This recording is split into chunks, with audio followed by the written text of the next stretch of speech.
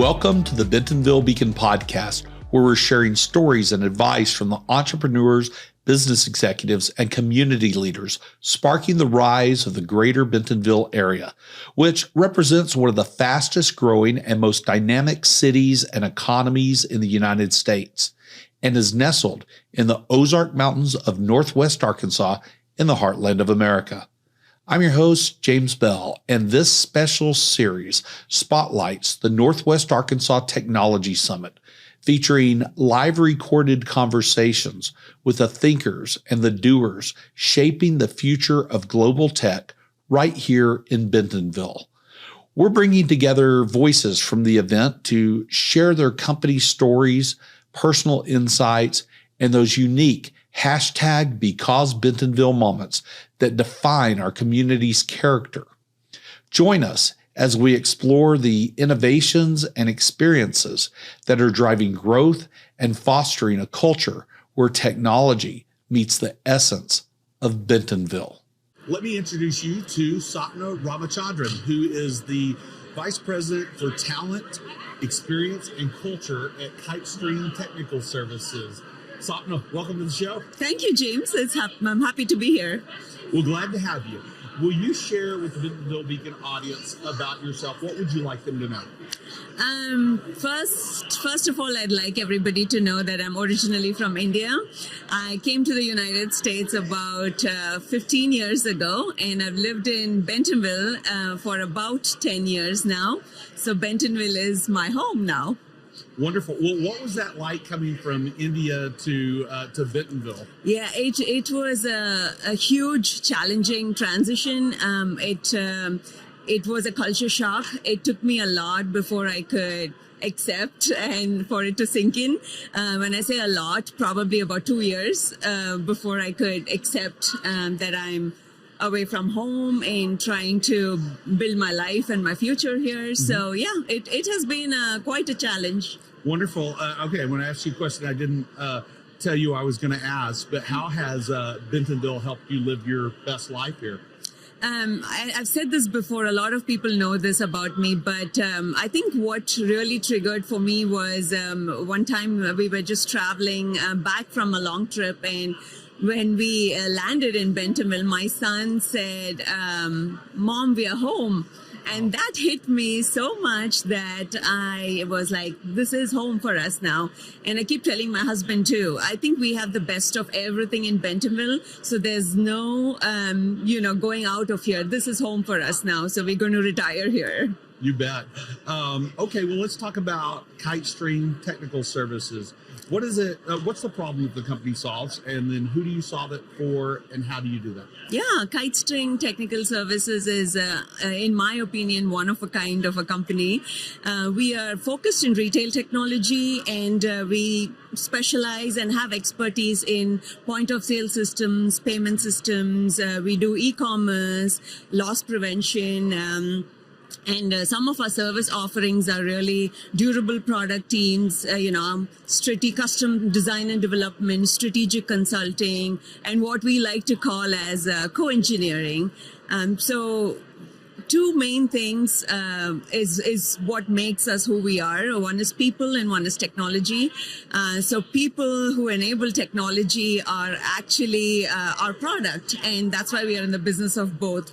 So the problems we try to solve is really for our customers who are looking for help in point of sale systems, who are looking to move away from legacy and transition into new gen technologies. So we have a really amazing team who helps with a lot of consulting, telling leadership of different companies to tell them which route they need to go to, what tech stack they need to work on. So all of that is what most customers today need. Oh, perfect. So you're a Bentonville-based company, and how long have you been around? Yeah, we are here in the heart of Bentonville. We are on Walton.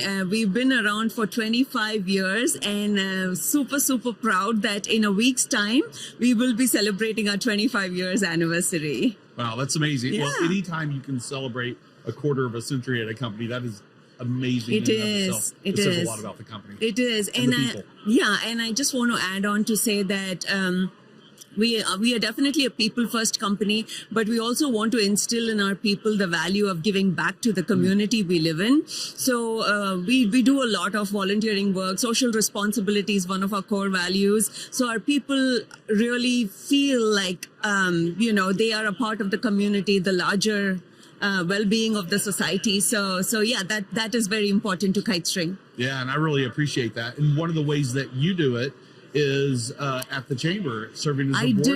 Will you talk about that? Yes, I am extremely proud to be on the board of the Greater Bentonville Chamber of Commerce, and been there for about 2 years now, and I've really enjoyed my time working on different projects. I've really helped with some strategic planning sessions. I've been a part of, talking to the other parts of Greater Bentonville, like Pea Ridge and Bella Vista, talking to the mayors, trying to see how we could all work together and come together towards a common goal. So pretty happy about my role at the chamber.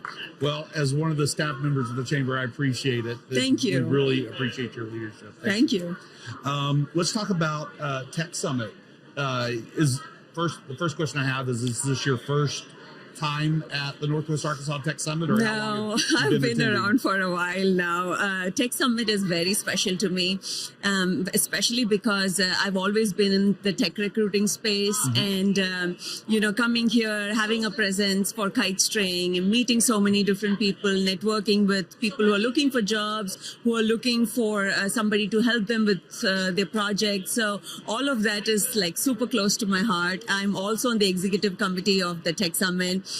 Work closely with Chris Adams, so super happy to be here. Perfect. And let's talk about then. I'm going to switch back to Bentonville for a moment. I'd love it, Sapna, if you could share a hashtag Because Bentonville story. That's something that happened, or a moment in time where you look back at it and you think, you know what, I think that could only happen in Bentonville, or describes the essence of the place. I think what really describes for me the essence of Bentonville is not just one story, the entire experience of these last 10 years put together for me, James, has been heartwarming, because for somebody like me, a woman of color, who comes from, thousands and thousands of miles apart, who has no family, no friends, no support system here, to come and feel accepted. The local people and everybody around here have accepted me with open arms, and that speaks volumes of this place. It tells me that you don't have to be a certain color or a certain race to be accepted, because there are good people everywhere, and it wouldn't have happened anywhere else for me other than Bentonville. Wonderful. That's one of the things I love about this place, is how welcoming it is. I tell people all the time, my favorite neon sign in town, and we got quite a few of them. Right. It's actually right behind on the banner. It's right. You belong here. Yeah. And that just describes to me the essence of this place in a big way. I think so too. Yeah. So we're going to close this out with one question. I'd love it if you could give advice for the folks who are listening or watching out there. If they want to get involved in tech, how do they go about doing that? What should they do? So there are a few different points I'd like to say, especially if you're starting your career in tech. First is, I think you should identify what skill or what area you want to go in, because tech is so vast. IT is just so vast, and it can be overwhelming if you don't know exactly, what field or what area of tech you are going into. So that's one thing. Secondly, if you're out there, if you're actively job seeking, if you've applied to different companies, you should start preparing for the interview. That's very, very important. As somebody who sits in on technical interviews, who watches technical interviews almost every day in my job, I think if you brush up your coding skills, there are so many tools out there like a HackerRank, HackerEarth, where you can go and practice coding sessions, basic algorithms. So if you go do that, understand the basic foundations of of technical concepts like the object-oriented concepts and things like that. Also know what to talk about your projects, what tech stacks you worked on. So if the best way to do it is probably stand in front of a mirror or have somebody mock interview with you. So doing that is another good way of preparing to get into tech. And lastly, my piece of advice would be once you get a job, once you move into tech and start your career, always be driven and dedicated. Have the passion for it. Don't just treat it like any other job, because you are in an important role where you're creating software solutions that could make a difference to your customers, to the community at large. So always take your job seriously. That's wonderful advice. I love the advice of standing in front of a mirror.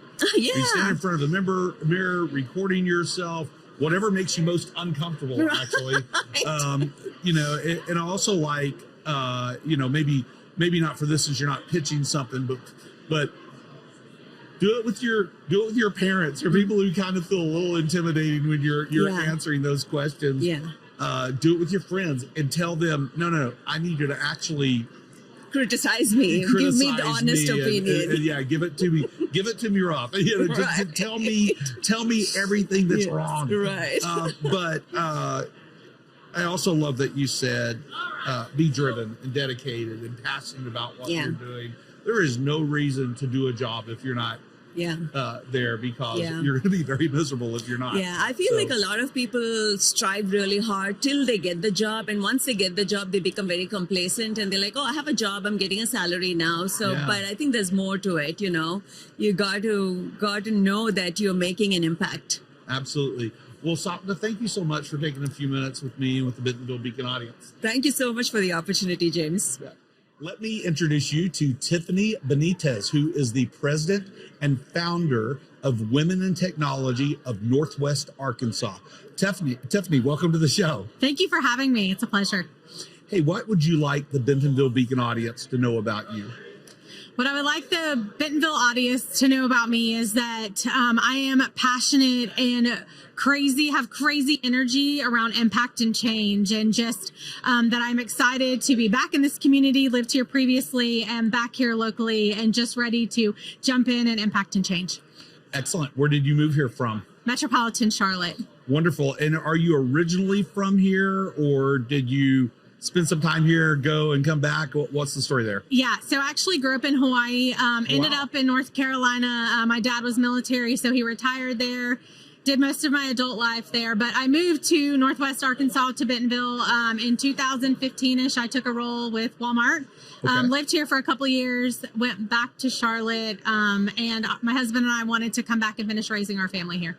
Perfect. Well, that's why we came here too, as we wanted a great place to raise our family and a place we would never leave. Yeah, absolutely.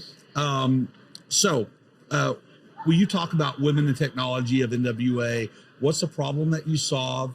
Who are you solving that problem for? I suspect that I know there. And how are you doing it?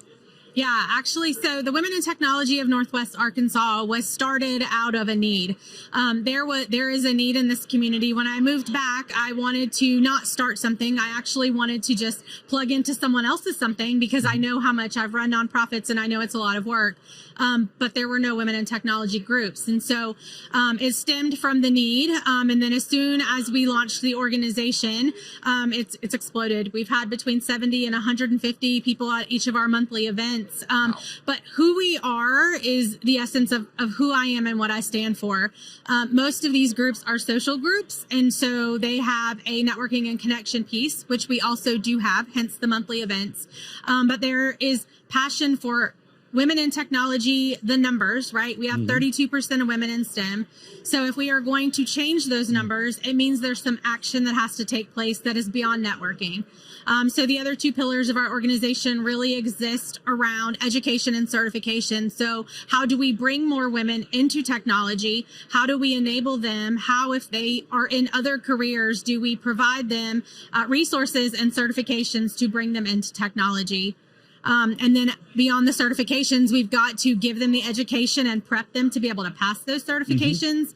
So that is what our education pillar does. And then finally is really important that, again, if we will change those numbers, that we will have to get to our little girls and boys alike, right? This doesn't happen without our male allies. So we will have to get into our community to those girls and boys shooting for 12 plus age.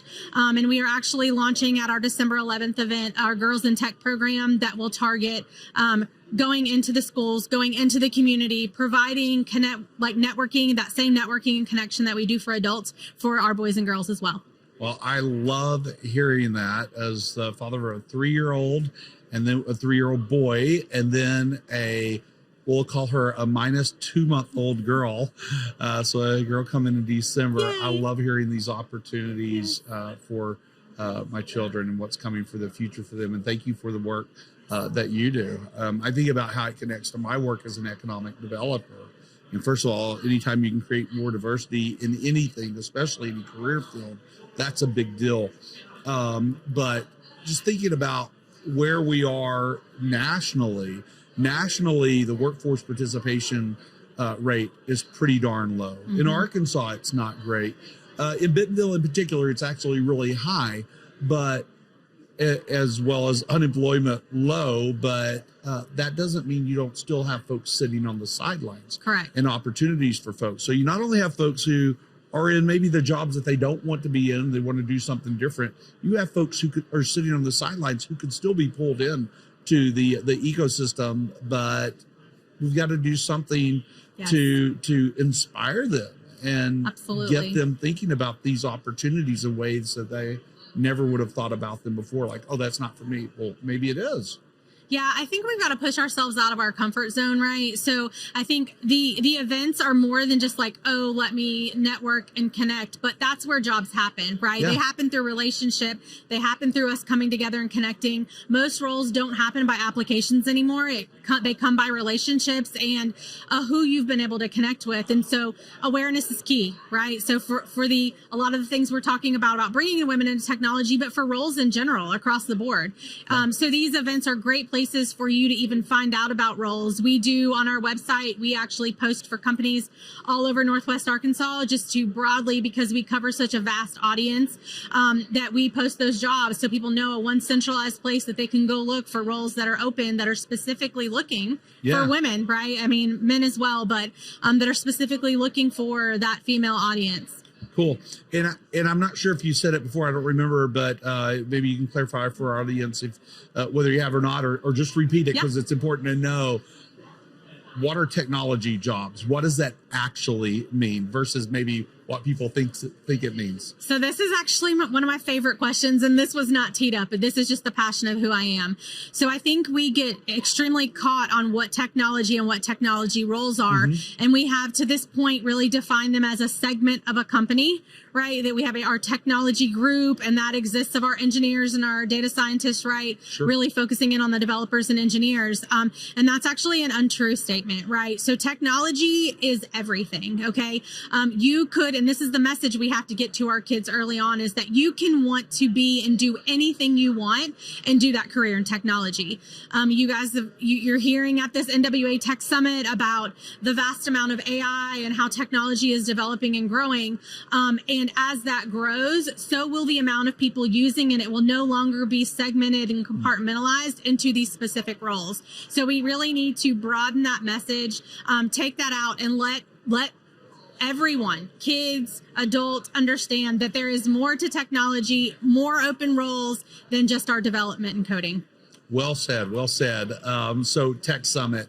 This is your first Tech Summit, I believe? It is. Wonderful. It is. So what were you expecting out of the Northwest Arkansas Technology Summit, and what have you gotten out of it so far? Yeah, absolutely. So I'm going to say, and this might be backwards answering it, but I have actually been blown away. So I am a tech conference person. I go to tech conferences all over the U.S. It's what I'm passionate about because I love to learn and grow. And so I know that Northwest Arkansas is smaller than like metropolitan Charlotte and some of the other cities that I've been in. So I wasn't quite sure what to expect, but I have absolutely, this is day one and I'm already blown away. The amount of community that's here, the amount of connection, the amount of vendors, just the way to plug into our community and really see full force in conference form what all we actually have living in this Northwest Arkansas area. Yeah, I'm going to break out some statistics for you, or a particular statistic that I like to cite for folks that might surprise you. Did you know that Northwest Arkansas has a higher density of workers in tech than Charlotte? Okay, so I'm going to say I probably would not have believed that until honestly today. And again, I lived here before. I've been back here a little over 8 months, but today it's full force of yes, I believe this.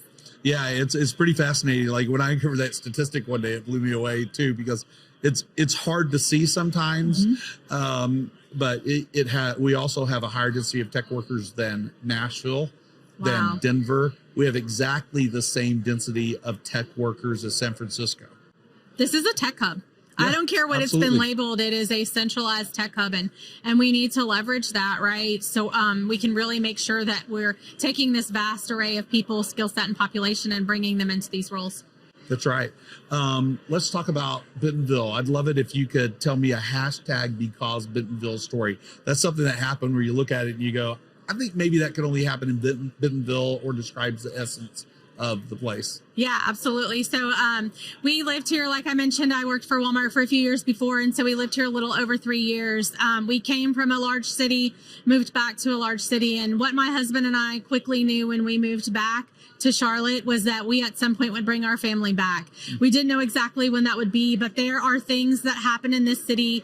It's a small enough place where you get to raise your kids in kind of that small town feel, but it's also the big city, right? You've got all of these companies, you've got restaurants, you've got community galore. And so we knew that we wanted to bring our family back. And so a little over 8 months ago, we now are back full force here in this area with our family. So hashtag because Bentonville. Awesome. Well, it's a wonderful place to bring a family. It is. Wonderful place to raise a family. But how about those schools?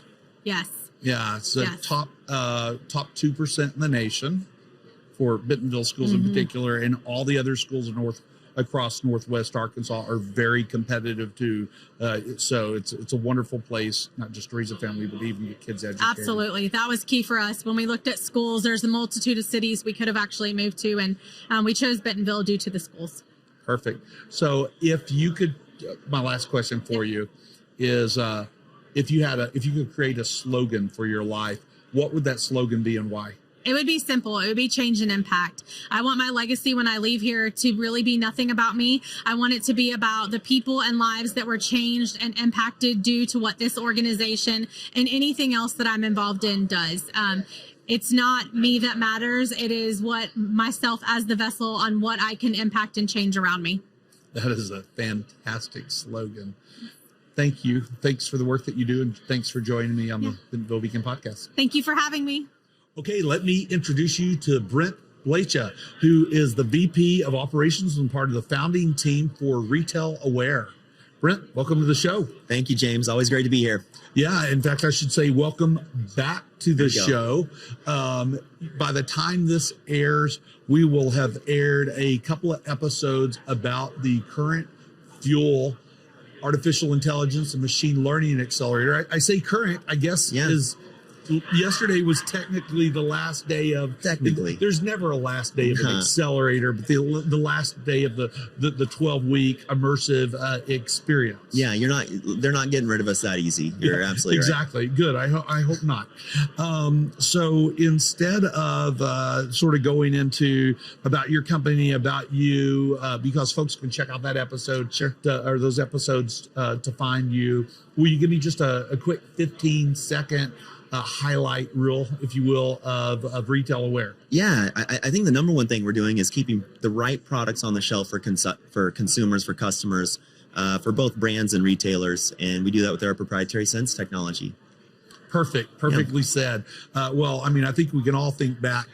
We're still seeing these experiences occasionally, but we can all really think back about 2 to 3 years to COVID and really think about what that experience was like and how Retail Aware could probably have been helpful then, at least to the extent that it could have. Sure. I think that's why we're getting so much traction with things like this today.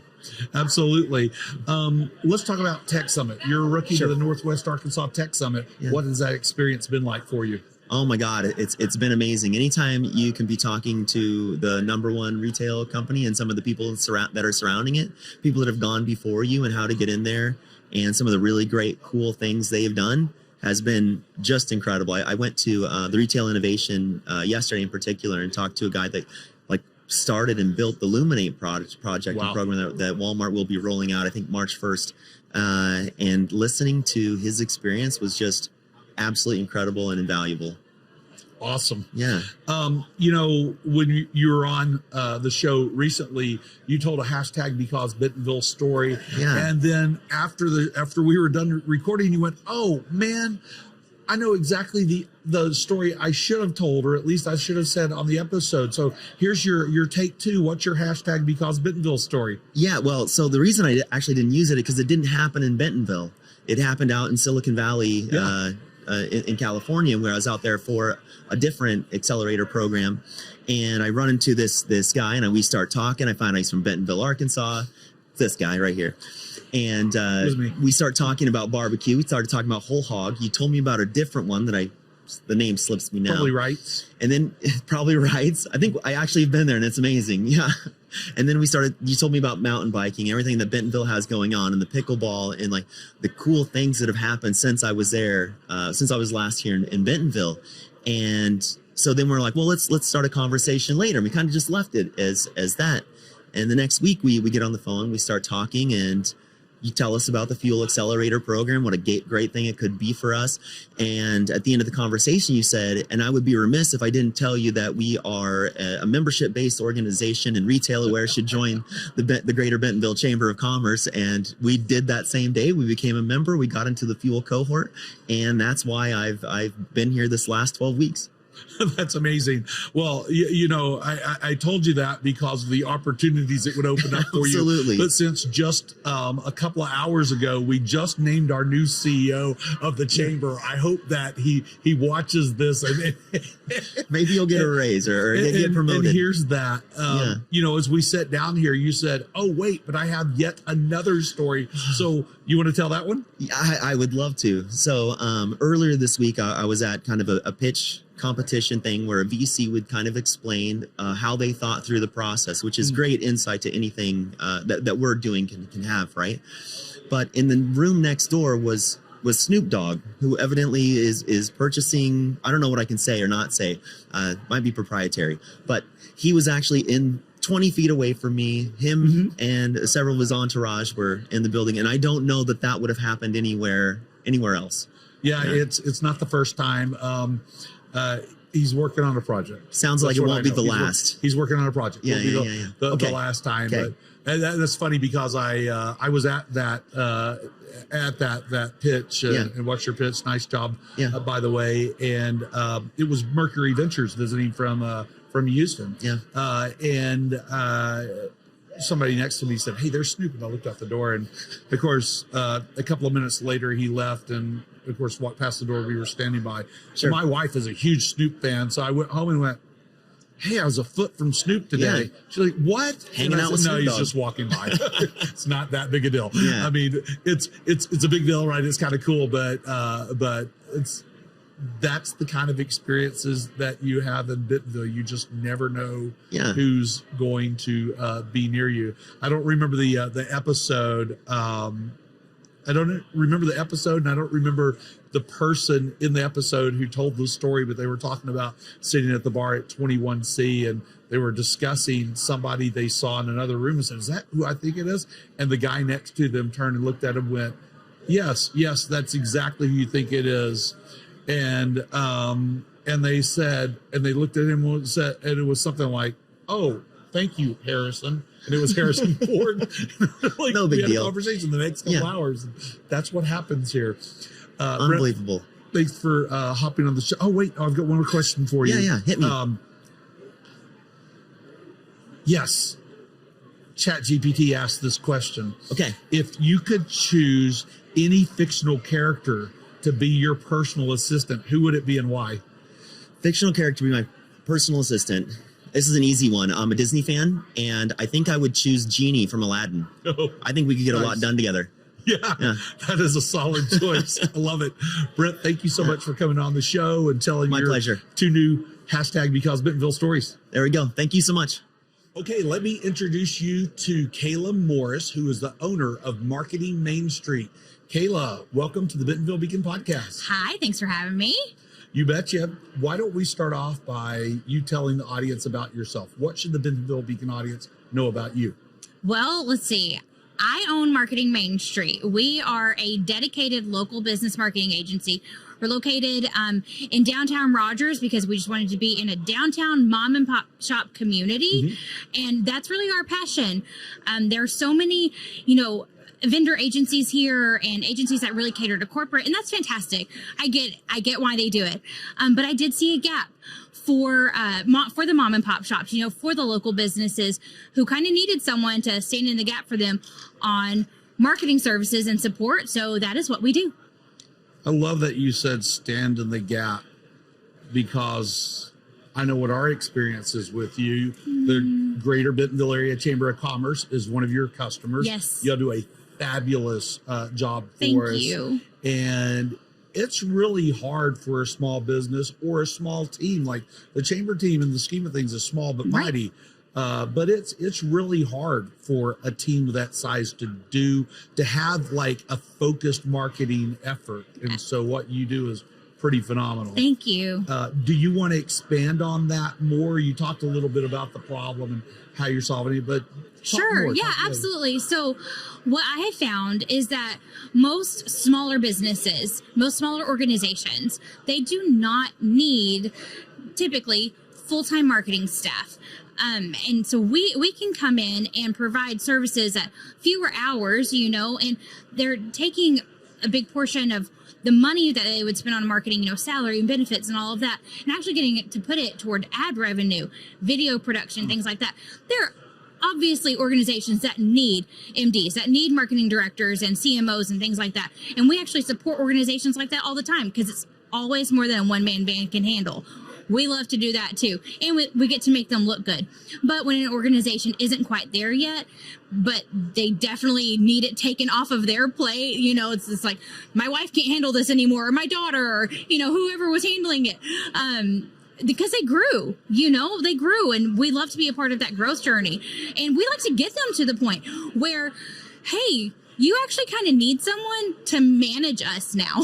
You need us. You need another staff member. You've actually grown to that point. Whenever you're opening another location, we grow as they grow, and we advise them along the way. And that's what I love to do. Yeah, and that's a great position for a company to be in, right? Where they need somebody to manage you. Yes. Yes. And folks really need to think about that, right? That's probably a pro tip that you just threw out there for most everybody who's engaging with a marketing agency that isn't necessarily an intuitive thing, that you do need somebody on your staff to manage the marketing team. Absolutely. But y'all do such a wonderful job. Thank you. And you're really helping the chamber. And I know there's a lot of, amazing marketing that's coming over the next months and years. Yes. As we start letting the community know more about who we are. Yes. And that's all I'll say on that. No spoilers. We'll get to that soon. Yeah. So talk about Tech Summit. This is your first Northwest Arkansas Tech Summit. Welcome, rookie. Thank you. This is my inaugural Tech Summit. And we are also participating heavily in the event as a vendor. So my team is actually, I tell people we're in charge of all the pretty, all the press, all the promotion, and then so many elements of the design that you've seen out there. Our team has handled that. And then we've obviously partnered with Chris, who has managed us and worked well with him on his logistics side of it, and the chamber staff, to help pull it all together. It has truly taken a village. It has come together to be, more than... My expectations were high, and then to exceed my expectations is a big deal. So, not that I'm special, but I set really high bars for myself. So whenever we went past that, I was like, man, look at what we all done together. Yeah, it is. It's a fabulous conference. Let's jump to a question about Bentonville. I'll call this a hashtag because Bentonville question. Yeah. That is something that happened in Bentonville where you look at it and you go, you know what? that could only happen here, or describes the essence of the place? Well, I'll give you a little sneak peek into my origin story. Okay. Not that I'm a superhero or anything. Everybody's a superhero. Right. I actually, yeah, I can make that argument for sure. My very first customer was in Bentonville. Wow. And she had Sandy Sue's gluten-free bakery. Love Sandy. Sandy Love Macklin. Sandy Hey there. Sue. Hang on one minute before you go further. I will tell you that we've had Sandy Sue on the podcast. You should check out that episode. She's phenomenal. It's awesome. She and I got connected on LinkedIn, and it was just kind of, it all happened very, very suddenly. But she is an entrepreneur who left corporate. I'm an entrepreneur who left corporate, and we kind of built our businesses together. And so I've grown into this, this larger staff and this needing this actual brick and mortar space. She has grown out of her bakery at 8th Street Market into an actual restaurant out near Centerton. Yeah. And whenever I had made the decision I'm going to have to work for myself, I went to Bentonville. I started looking for businesses in Bentonville to collaborate with and to say, hey, I'm offering this service. Do you need it? And she said yes. And it has been a phenomenal journey. That's fantastic. I love hearing that Sandy Sue's your first customer. She was my very first. That's awesome. Okay, I've got one last question Sure. for you. Straight from ChatGPT. Okay. ChatGPT wants to ask you, if you had to live in a board game, which game would you live in? Settlers of Catan, no question. We're huge board gamers in my house. Nice. And I'm extremely competitive. If I could live there and just dominate all of the iron and wheat and build all of my cities, build my entire kingdom, I would dominate. I would dominate Catan or Catan, depending on who you're asking. Sure. We don't play with house rules. We play by the regular rules. But I think if I were going to incorporate my own version of it, I'd have some sort of like dragon card so I could burn down everyone else's cities and villages. I'm kind of competitive. I was going to say, not competitive at all, are you? We play for my birthday, and I always make up my own rules for my birthday, and I get to just burn down other people's cities, villages, whatever I want, and I win. I understand. A book I'm reading right now is about play, and I was thinking about my favorite board game, Monopoly, who nobody will play with me because I have the same, I want to ruthless. I want to rule the world, totally ruthless in that game. And that book had the nerve to say that it's no longer a game if you get to the domination part. And it argued that because it's not fun. Well, that's the thing. It argued it's not fun. I highly disagree. It's completely fun for me. It might not be fun for anyone else. Yeah. That's not my problem. Exactly. Well, this has been a wonderful conversation, Kayla. Thank you so much. Absolutely. Thank you so much for having us. Okay, let me introduce you to Paul Rowe, who is a software consultant at Source Allies. Paul, welcome to the show. Thanks. Glad to be here. Yeah. Tell the audience, what should they know about you? Well, I'm a software development consultant at Source Allies. We're a software consultancy up in Des Moines, where I live. I've actually been down here to the Northwest Arkansas region countless times at this point over the past few years. My brother-in-law lives with his family down in Fayetteville and works at the university, so we've come down to visit them quite a few times. In fact, I'll be down here again for Thanksgiving here in a few weeks. So it's a great area. I really like the combination of, enough urban to, do some things, have some amenities, but still, just a 30-minute drive from the Ozark Mountains. There's a lot of bike trails. It's a really in tune with nature area. So it's a really pleasant area to visit. Very cool. What's some of your favorite places that you've been able to get out to here? We've been down to Devil's Den a couple of times. That's really popular with the kids. Yeah. You have a really solid botanical center. Went there. We've been to the museum a few times. The kids are getting a little older for that now, and we've been a few times. So they're not as excited about it, but yeah, all really interesting places to visit and really accessible. So cool. I love the Amazeum. Take my 3-year-old boy there all the time. Devil's Den is a beautiful place, and everybody should visit if they haven't. Yeah. Talk about Source Allies. What is it? What problem do you solve? Who do you solve it for, and how do you do it? Yeah, so we're a software consultancy. So we build custom software solutions for other companies. We don't build anything ourselves and sell it. We're not trying to like market a product or anything. We just market our people. And we really pride ourselves in having, highly skilled software engineers, data analysts, product owners, the whole suite of people that are really, really passionate generalists that can come in and help companies solve problems that are maybe a little outside their wheelhouse, or maybe they just don't have the capacity to solve. And we've been doing that now for 21 years in central Iowa, and for companies from, small to Fortune 100 companies. So, awesome. What's let's talk about Tech Summit. okay. So you're a Tech Summit rookie. I am. What are you expecting to get out of the Northwest Arkansas Tech Summit? So I came down here really to kind of see what is the tech scene like in Northwest Arkansas. I mean, coming from Des Moines, which is not Silicon Valley, and most people don't know about the amount of tech that's in Des Moines, I expected it to be similar in the sense that it's kind of a tech scene that flies a little under the radar. You bet. And that's what I found coming down here. There's a lot of really interesting technology going on here. There's a lot of really interesting companies that are really engaging with their technical presence. So it's been really exciting to see. It's a neat conference, and I'm looking forward to seeing the rest of it. Yeah, and Des Moines is, like you said, it's flying under the radar. Mm-hmm. I think it's probably flying under the radar less and less. You want to talk about that scene a little bit more? I think they have a pretty cool scene. You have a pretty cool scene there. They do have a pretty good tech scene, and it is getting a little bit.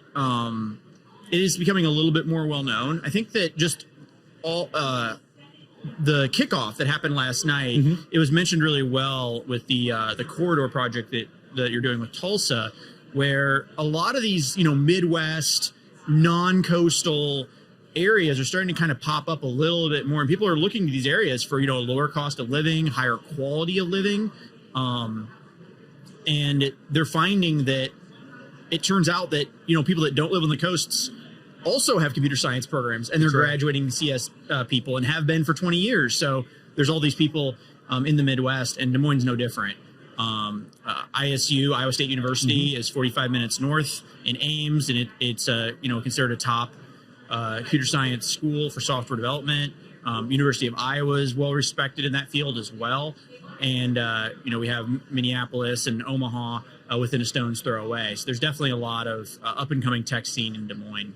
Yeah, you bet. A lot of folks in the coastal areas don't know what's happening in the middle of the country. Yep. And I got to tell you, you're missing out if you're not paying attention to what you might refer to as the flyover country. Yep. There's a lot happening.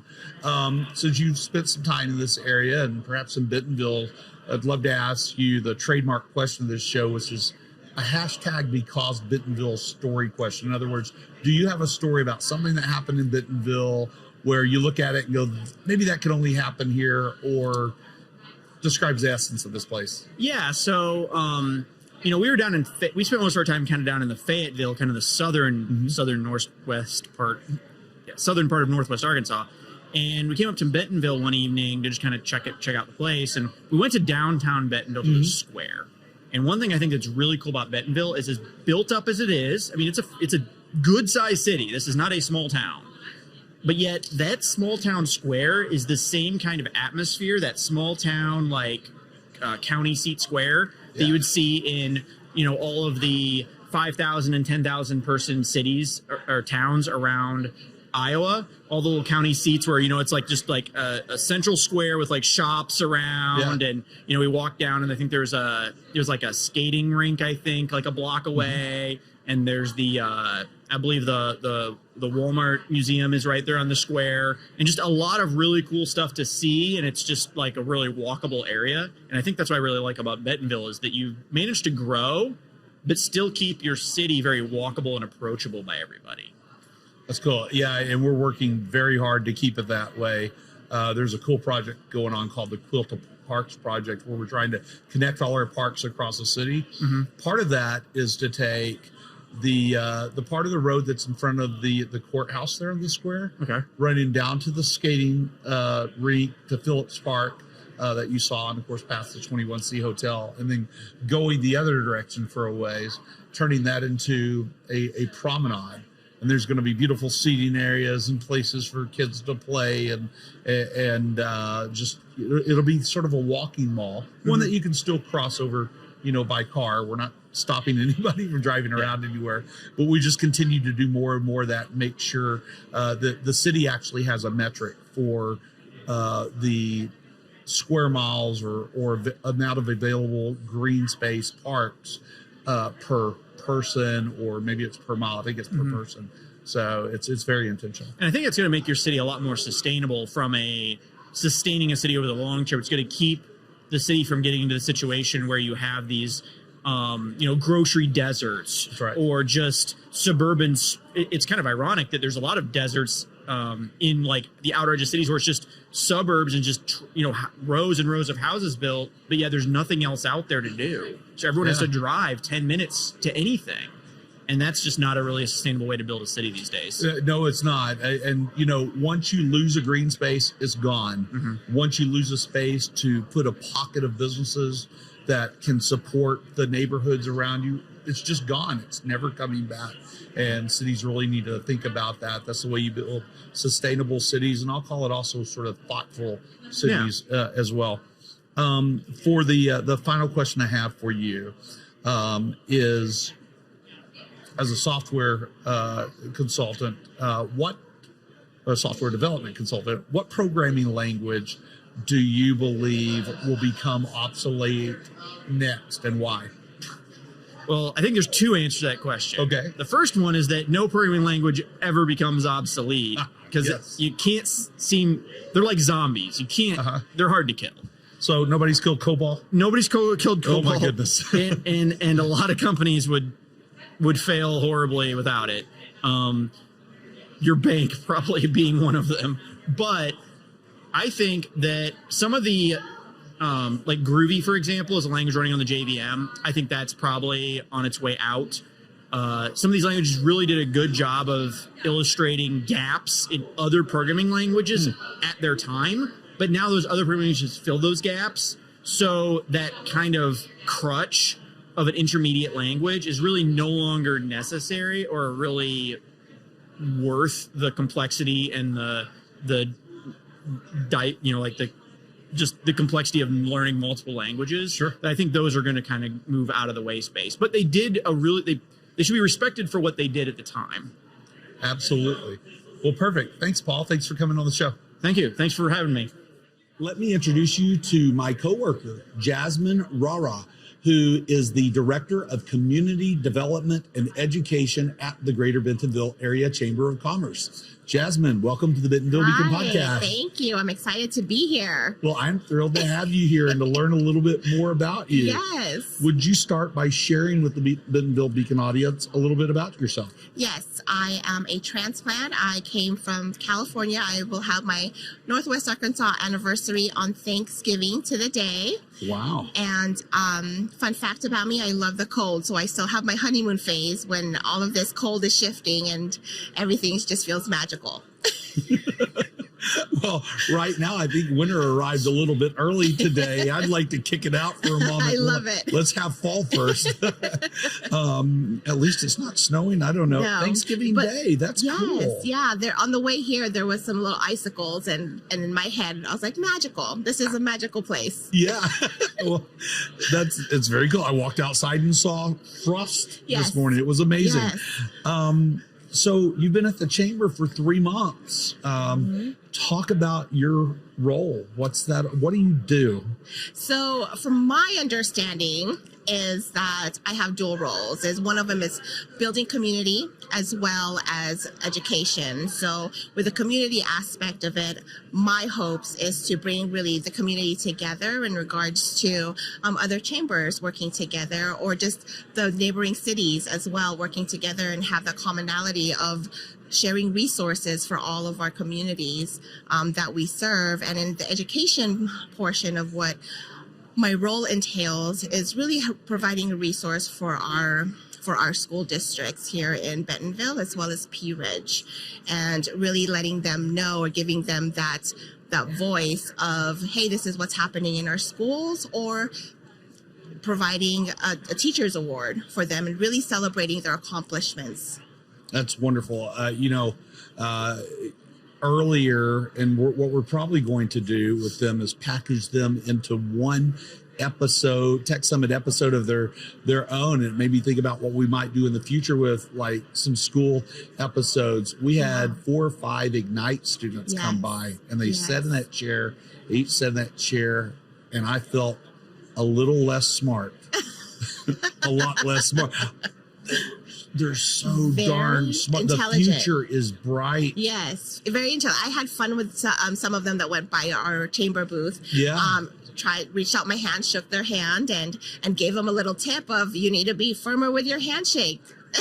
Employers love that confidence, and they would know right off the bat that this person is confident. Well, I know they made it to your booth before they made it back here. And so I will let you know that they took your advice because all of them had fantastic handshakes. Yay! That makes me happy. I've done my day.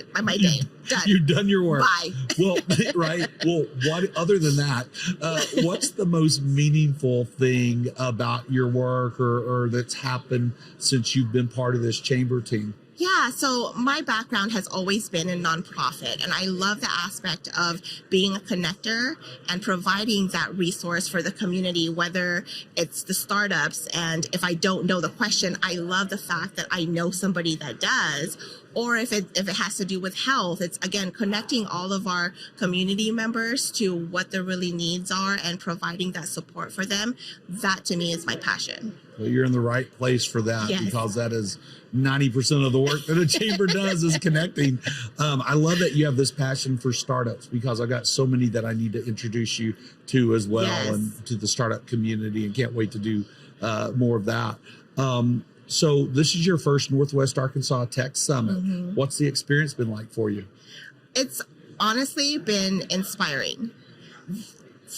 As a transplant, a person that's lived in Kansas for over California for over 30 years, I've had this stigma in my head for what the center of America looks like. And I honestly was amazed, and I am amazed by all of the support that not just, like the community members provide, but the companies. There's this level of competition, but it's also a level of respect with it, and they help each other along. If they're flourishing, they'll bring the other with them. So to me, that's really exciting. And again, it's going back to being a connector and seeing that people are there's my tribe. That's my vibe. That's really good. I mean, and when you talk about the tribe, I mean the DNA. The culture of the tribe here in Northwest Arkansas and in Bentonville is exactly what you just described. It's one of, sometimes you're in competition, but I'll describe it then as co-opetition, right? Yes, it's you're lifting up the folks next to you as you go, because there is, as fast as this place is growing, there's plenty to go around for absolutely everybody. Yes. And you're actually accelerating the place and creating even more opportunity by doing that. Yes, so and you know what? I'm also all about, if other people can help me, bring them on. Therefore, I could focus my things on other categories or other aspects. So. Absolutely. Well, in your short time in Bentonville, you must have some stories so far, or maybe you do.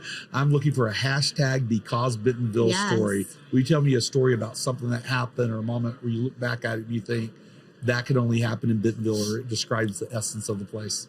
So for me, it's comparing it to California. It's honestly been really easy to network. People here, because Bentonville, people here just are genuinely nice and genuinely want to connect and genuinely want to help. And that could be because they understand, because there are some transplants here, some transplants here that understand where I'm coming from. Yeah, absolutely. Well, I mean, in Bentonville in particular, 64% of the people who live here aren't from the state of Arkansas. However, that other 36% hasn't really left. I mean, sure, some folks have left, but what's incredible to me is that you have this rapidly growing place, all this amazing stuff is happening. And sometimes oftentimes in the places I've been around the country, folks go, "Oh, no, we don't want that." But here, the locals embrace it. Like, Yes. come on, Yes. and they're so welcoming. And then you have all these people coming from all over the place, and in their nature, they're so welcoming. And you have all these builder types who want to go out and do cool stuff Yes. and break things and do cool stuff to make the world better. Yes. And that's what's making this happen. It's really incredible. And what I've noticed from my experience, my almost 2 years experience here, is that people aren't afraid to fail forward. Yeah. Because they know they have a support, they know they have a community behind them. So to me, if we can all do that and learn from our failures, how great would that be? And to me, I think that's why Northwest Arkansas in general is just a great gem to be in. You know, that's an important thing too, because places like Silicon Valley and some other places around the country, a handful, mind you, have maybe less than a handful, have really understand the fail forward attitude. And you hear it talk about it in other places, and you're like, oh, I don't think they understand what that means yet. And maybe one day they'll grasp it, but here people absolutely have grasped that and are willing to just try stuff, see what happens. Okay, I've got one last question for you. ChatGPT wants me to ask you, Jasmine, how has being a single mother shaped your journey in powerlifting and in your professional life? So I have a competition in November, and it has really, I think it has provided me the dedication. As a single mother for the longest time, you just, there is no. You just have to brace, which you have to do in powerlifting, and move forward, get it up, go get it. And to me, I think that really goes hand in hand with just not when people say it's inspiring, it's more of like, no, it's your true testament of dedication. It's your true testament of who you want to be, and really stay on that path of the focus on who you really are and want to be. I love that. There is no. There is no. I mean, that's straight perseverance right there. And you know, I think you can think about that in the way of talking with people also. Not only is it about perseverance, but even in just general life, when you say there is no, you can think of it as there's just not that way. We're going to get there to that end game, but maybe there's a different way to. There's all kinds of ways that you can spin that. That really, I just love that. There is no. I'm going to use that. It's just a not right now, or nope, try another way. Exactly. You're right. That's perfect. Thank you, Jasmine. Thank you for coming on the podcast. Me. Enjoyed learning more about you for a few minutes and looking more to that as your coworker, colleague, and friend. So thanks, Jasmine. All right, next let me introduce you to GB Kazas, who is the founder and CEO of Emory Solutions. GB, welcome to the show. Thanks so much for having me. Hey, will you share with our audience about yourself? What would you like the Bentonville Beacon audience to know? Dad of three girls, so I'm a girl dad, and spent a lot of time in NWA and love the community up here, love the outdoors, so kind of a typical story, I guess. Awesome. How old are your girls? 12, 10, and 7. So they keep me busy, very busy. That's a cool range. Well, we are about to have our first girl in December. Awesome. Congratulations. Yeah, we have a boy, get the girl. I think we're done. Girls will change everything. Absolutely. Okay, so tell me about Emory Solutions. What's the problem you're solving? Who are you solving it for? How do you do it? We're a tech and data company, so we focus on small and medium-sized companies. We really started just a couple of years ago, focusing on Arkansas-based companies to help them who they're not tech companies themselves, but they use technology. So we help them figure out how to leverage that technology to do what they do better, more efficiently. So whether it's building custom software and integrating systems, or helping them take all the data they have and make sense of that data so they can make better decisions in their day-to-day operations. Oh, cool. And so you're based in Conway, which is in central Arkansas. We are. All of our teams up here in NWA. I'm the only one in Conway. But I spend about half my time up here and then half the time in the Little Rock area. Sure. Okay. Well, perfect. So you're doing work with the Northwest Arkansas Council too. So what's that work all about? So that's where I do some consulting work with the council. Been doing that for years, helping the region with their tech strategy and really focus on workforce development. So how do we take homegrown talent in the state of Arkansas, grow them and develop them so that they can be great fits and assets for the companies located here in the region. Well, it's a great place to do it. A lot of folks don't know that, or may not know that Bentonville, for example, has the same density of tech workers as San Francisco. Yeah, the opportunities in Bentonville and NWA are enormous. And I always tell the team, no matter how much we produce, there'll still be a gap. There's always going to be needing more, and it's really broad and diverse across the tech sector. Yeah, you bet. So we're at the Northwest Arkansas Tech Summit. How many years have you been coming to Tech Summit, and what are you expecting out of it this year? And I'll add one more part. Tell me about past Tech Summit. Yeah, I don't know how many years, but for at least probably the last 3 or 4, I believe. It's a great event. So what are the 3 questions you want me to ask? Yeah. Answer? Okay. You got the first one. Okay.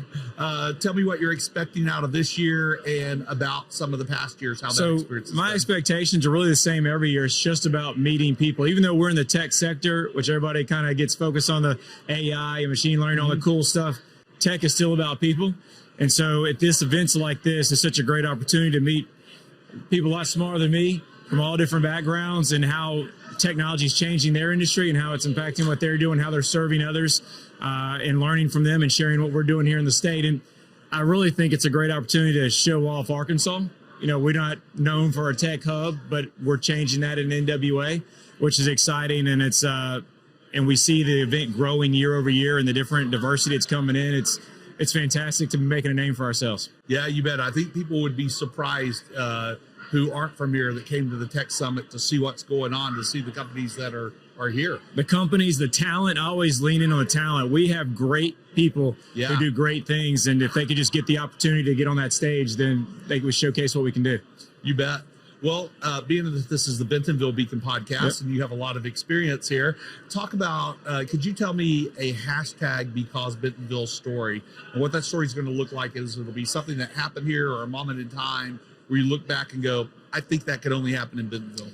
You know, I have to go with change. Bentonville, just in a short amount of time that I've been known to Bentonville, it's changed so much and it's changing so rapidly. And the one thing I think is because everybody is pulling in the same direction. So the people of Bentonville, you know, hashtag people of Bentonville, because it's a unique community doing a lot of unique things, but everybody's doing it together. And I've been doing economic development too for a long time, different parts of the country, and that's not always the case. So I can't imagine what it's going to look like in 10, 20 years. We may have a major football team here. Who knows? That would be kind of cool. Well, we got soccer. Well, it's next door in Rogers, but we just got 2 USL soccer teams. Things like that are like, you know, I played soccer in college. It's like things like that are like, man, every day I come up here a few days a week, and it's like every week I'm here, I'm like, that's new. There's new growth everywhere. That's so true. That happens to me just on the way to work every day. Okay, last question. I'm going to ask you kind of a fun question. GB, if you were a ghost, who or where would you haunt? Okay, if I was a ghost, I have to say that being born in New Orleans and having roots down in the South Louisiana, I would have to go down and haunt the French Quarter because there'd be a lot of ghost friends to hang out with and a lot of activity and fun to kind of haunt people. So that's where I'd have to go. That'd be a great place to haunt people. And, you know, around the French Quarter, sometimes they're not in their best state. Look, I spent a few years after growing up in Arkansas. I spent my first few years as an adult in New Orleans. Okay. And so, yeah, I can imagine haunting the French Quarter would be pretty prime. My girls have never been and probably never will. Don't let them go. Great. Well, thank you, GB. Thanks for coming on the show. Sounds good. Thanks for having me. Thank you to our Bentonville Beacon audience, our incredible guests, and your enthusiasm and engagement truly make this podcast a success. It's your commitment to discovery and connection that mirrors the spirit of our community, ever vibrant and forward-moving.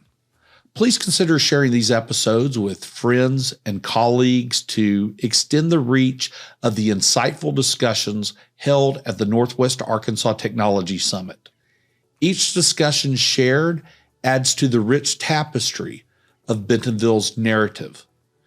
Revisit all of our episodes at bentonvillebeacon.com or on your favorite podcast platform. And don't forget to hit that subscribe button to stay in tune with the pulse of Greater Bentonville. Until we meet again, keep embracing the discussions and ideas that exemplify Greater Bentonville and Northwest Arkansas, places of innovation, community, unique charm, places where you get more of what you want and less of what you don't. See you next time.